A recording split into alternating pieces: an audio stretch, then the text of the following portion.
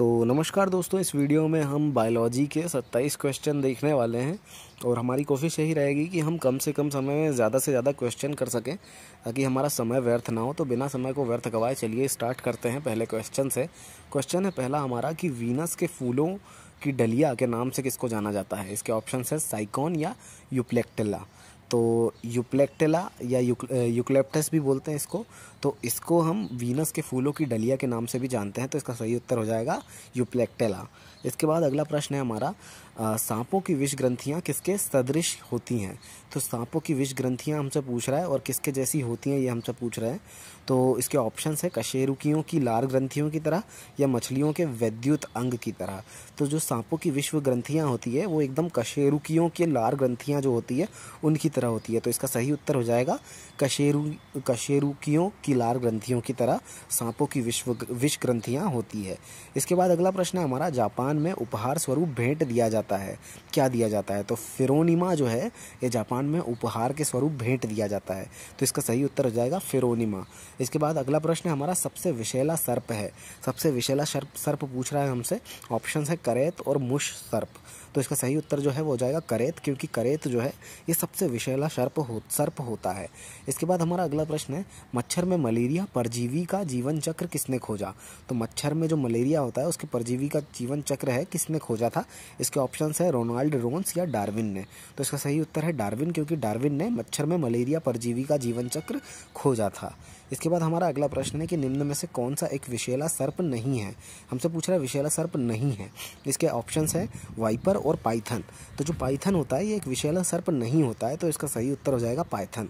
इसके बाद हमारा अगला प्रश्न है, मनुष्य की आंत में रहने वाला एक कोशिकीय अरोगजनक परजीवी प्रोटोजोआ है। हमसे पूछ रहा है कि मनुष्य की आंत में एक कोशिकीय अरोगजनक परजीवी प्रोटोजोआ जो होता है वो मनुष्य की आंत में होता है, वो कौन सा होता है। इसके ऑप्शन है ई हिस्टोलिटिका या ई कोलाई। तो मनुष्य की जो आंत में रहता है एक कोशिकीय अरोगजनक परजीवी प्रोटोजोआ, उसका नाम है ई कोलाई। तो इसका सही उत्तर हो जाएगा ई कोलाई। इसके बाद हमारा अगला प्रश्न है, घोंसला बनाने वाला एकमात्र सांप कौन सा है। तो हमसे पूछ रहा है कि एक ऐसा सांप जो घोंसला बनाता है, इसका पूछ रहा है हमसे।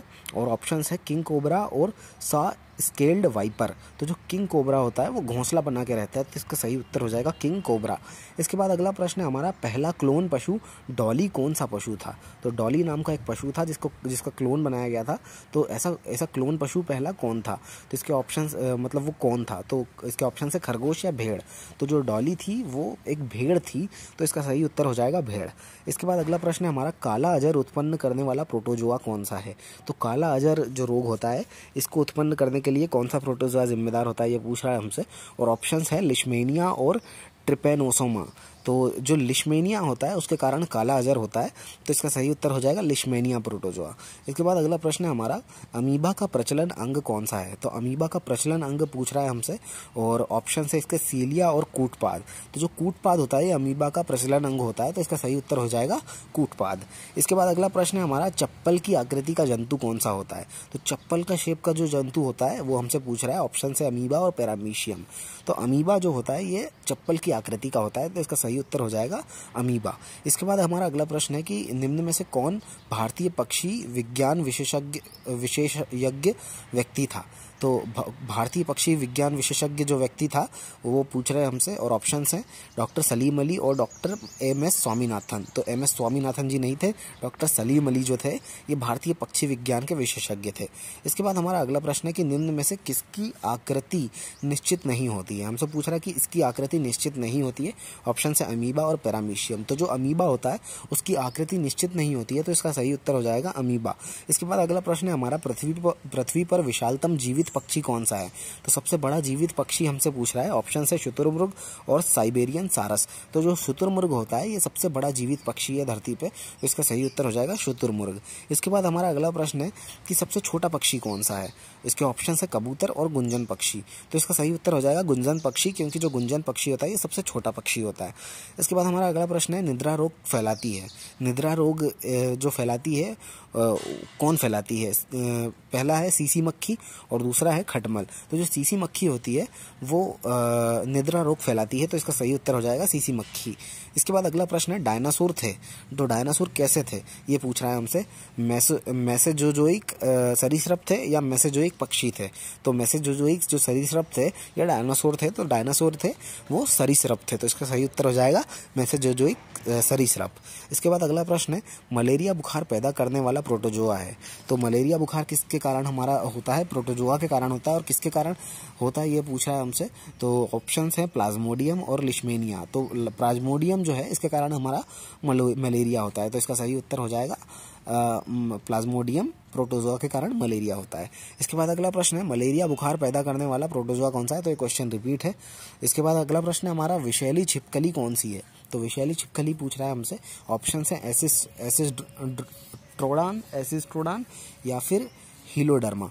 तो जो विषैली छिपकली है ये हीलोडर्मा होती है, तो इसका सही उत्तर हो जाएगा हीलोडर्मा, क्योंकि हीलोडर्मा एक विशेष विषैली छिपकली होती है। इसके बाद अगला प्रश्न है पैचिस के लिए उत्तरदायी प्रोटोजोआ है।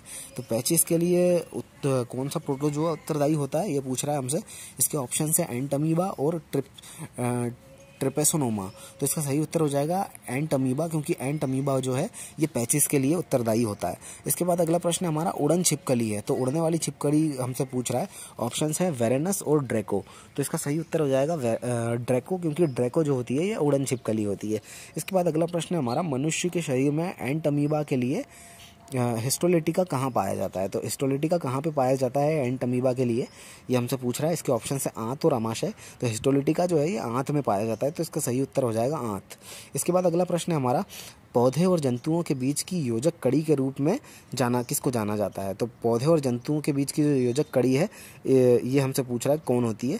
इसके ऑप्शन है युगलीना और अमीबा। तो युगलीना जो होती है ये पौधे और जंतुओं की बीच की कड़ी बोला जाता है इसको, युगलीना को, तो इसका सही उत्तर हो जाएगा युगलीना। इसके बाद हमारा अगला प्रश्न है हरा प्रोटोजोआ के नाम से किसको जाना जाता है? तो हरा प्रोटोजोआ पूछ रहा है हमसे। इसके ऑप्शन है पैरामीशियम और युगलीना। तो हरा प्रोटोजोआ जो है हम युगलीना को बोलते हैं, तो इसका सही उत्तर हो जाएगा युगलीना। इसके बाद हमारा लास्ट क्वेश्चन है कि सर्प में मध्य कर्ण नहीं होता है, ये ध्वनि ग्रहण करते हैं। तो किससे ध्वनि ग्रहण करते हैं ये पूछ रहा है, क्योंकि उनके मध्य कर्ण नहीं होते हैं। तो इसके ऑप्शन हैं त्वचा से या जीभ से। तो ये ध्वनि जो सांप जो रहते हैं ये ध्वनि जो ग्रहण करते हैं ये उनकी त्वचा से करते हैं, तो इसका सही उत्तर हो जाएगा त्वचा से। तो इसी के साथ ये हमारा पूरा 27 क्वेश्चन जो है बायोलॉजी के ये ख़त्म होते हैं।